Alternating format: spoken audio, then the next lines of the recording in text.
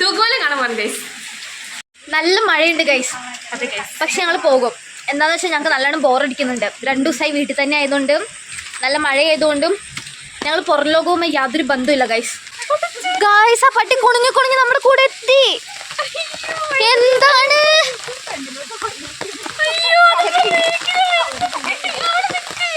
ഇതാണ് ഗൈസ് ഞാൻ പറഞ്ഞ 1ാമത്തെ ഷാപ്പ്. അതാണ് ഗൈസ് 2ാമത്തെ ഷാപ്പ്. അപ്പോൾ നമ്മൾ ഇങ്ങനെ നടക്കുകയാണ്. നമ്മളെല്ലാവരും ഇപ്പോൾ ഷെഡിൽ കയറിയിട്ടുണ്ട്. ഈ ഐശ്വര്യ ഇൻട്രോവേർട്ടാണെന്ന് പറയുന്നു, എക്സ്ട്രോവേർട്ടാണെന്നും പറയുന്നു. ഏതാണെന്ന് എനിക്ക് മനസ്സിലാവുന്നില്ല ഗൈസ്. തീർത്തമോൾ ഇവിടെ എന്തോ സാഹസികത കാണിക്കുന്നുണ്ട്, എന്തോ ഉദ്ദേശിക്കുന്നുണ്ട്, കാര്യമായിട്ട് എന്തോ ഉദ്ദേശിക്കുന്നുണ്ട്.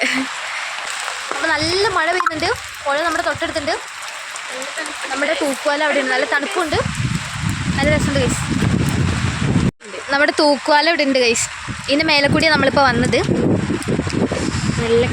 നല്ല കാറ്റുണ്ട്. നമ്മൾ മിക്കവാറും പറന്നു പോകും എന്നാണ് തീർത്തമോൾ പറയുന്നത്. ഫോണൊക്കെ നമ്മൾ കാര്യമായിട്ട് പിടിച്ചിട്ടുണ്ട്.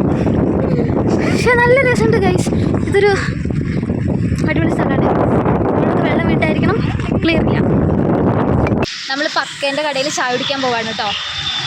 നമ്മളിത് പോയിട്ട് വരും ഗൈസ്. വീണ്ടും ഒറ്റ മൈൻഡ്. ഞങ്ങളൊന്ന് വൈമാൾ വരെ പോയിട്ട് വരാം. എന്തായാലും വഴി തെറ്റി ഇവിടെ വരെ. അതെ ഗൈസ്, ഇവിടെ എത്തി. ഞങ്ങൾക്ക് വീണ്ടും വഴി തെറ്റി ഗൈസ്. ബസ്സിൻ്റെ മത്സരമായിട്ടാണ് നമ്മളിവിടെ കണ്ടുകൊണ്ടിരിക്കുന്നത്.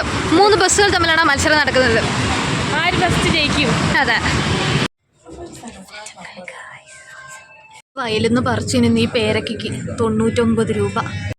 ഞങ്ങളിപ്പോൾ എത്തിപ്പെട്ടിരിക്കുന്നത് വലിയൊരു ലോകത്തിലാണ് ഗൈസ്. മഴ കൊള്ളാതിരിക്കാനായിരുന്നു തോന്നുന്നു ഗൈസ് ഈ ചേട്ടൻ ചാക്കിട്ട് നടക്കുന്നത്. നീലാഞ്ചിൻ്റെ ഐസ് ഗൈസ്.